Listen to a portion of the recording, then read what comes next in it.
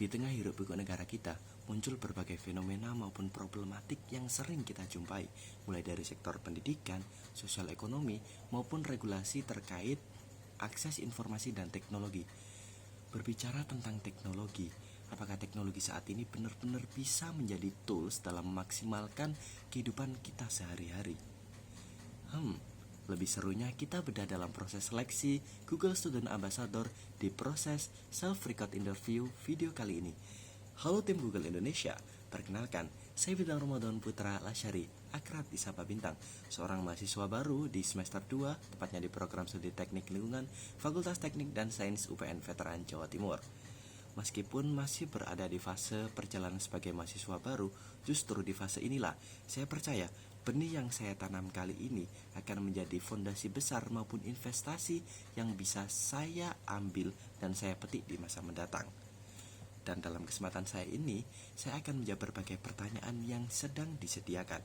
Pertanyaan yang pertama yaitu, hal yang paling saya sukai dari inovasi teknologi dan budaya Google, yaitu Google bukan hanya hadir untuk menyediakan sebuah produk maupun untuk menyelesaikan permasalahan kita, melainkan Google hadir sebagai ruang ekosistem yang membangun kolaborasi, eksplorasi, dan kreativitas bagi manusia, sehingga Google dapat definisikan sebagai thinking partner yang memudahkan manusia untuk berpikir lebih efisien, efektif, dan lebih kreatif. Untuk pertanyaan yang kedua, yaitu ketika saya membuat acara Tech and Chill, apa program yang bisa saya realisasikan? Yaitu program yang bertajuk Google AI Scavenger Hunt The Green Mission, di mana dalam kegiatan ini peserta akan dibagi berbagai tim untuk mengeksplorasi di area kampus dengan membawa satu tujuan dan juga satu visi dan misi untuk menyelesaikan berbagai isu lingkungan. Yang membuatnya berbeda, yaitu setiap tantangan hanya bisa diselesaikan dengan memanfaatkan teknologi AI dari Google, khususnya Google Gemini. Misalnya, peserta bisa mengaktifkan fitur di preset untuk menggali data terkait permasalahan lingkungan secara lebih akurat, cepat, dan juga kredibel.